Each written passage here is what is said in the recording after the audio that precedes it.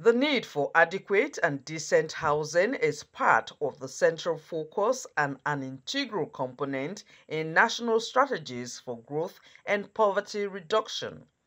Decent and affordable housing is one of the basic needs of individuals, families, and the community at large. Lagos State, a city with rapid urbanization and population growth, has become a magnet for people seeking economic opportunities, leading to influx of migrants from other regions. This has thereby led to exorbitant accommodation charges, and increase in renting a decent house has become the order of the day. Urbanization, as we know, it has its advantages and disadvantages. The advantages are more because of technological advancements and the fact that housing should actually be for all. But when you have overpopulation in a community,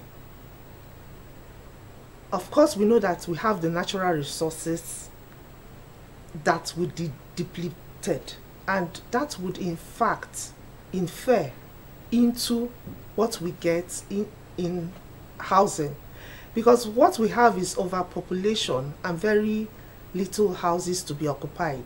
The constant population surge outpaces the rate at which new housing units are being built, worsening the gap between supply and demand in the housing sector.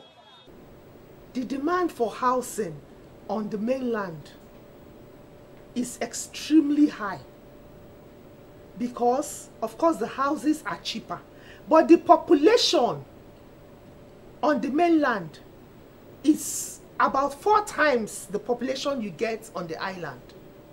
So there is so much, there are so many people seeking rents and housing, much more. So the demand, of course, will be higher on the mainland, while the supply of those houses will be fewer.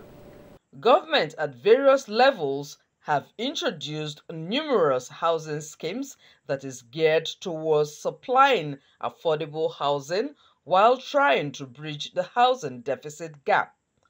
However, majority of this housing scheme are still beyond the reach of the working class in terms of affordability. When you are building, you will learn one new thing, and that new lesson is every kobo counts. So it enhances your discipline, and even the monies you used to spend frivolously, you find out you can no longer afford it. So you realize that all your resources are channeled towards that objective of developing your own property.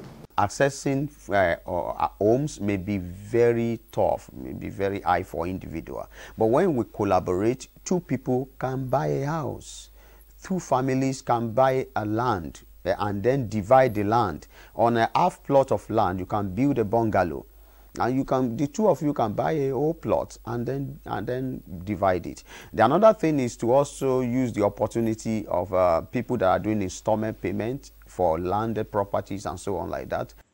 A concerted effort by the government, private sector, and communities to prioritize the need of all residents and work towards creating more equitable and sustainable urban environment for people to live in is a desire many urban dwellers yearn for.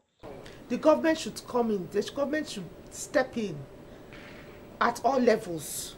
There should be free housing. There should be council flats. There should be houses that could be given under mortgage. I don't know if our Federal Mortgage Bank is still functioning very well, because I know it's there. So there should be an avenue where people can access funds easily. A hope of many generations yet unborn.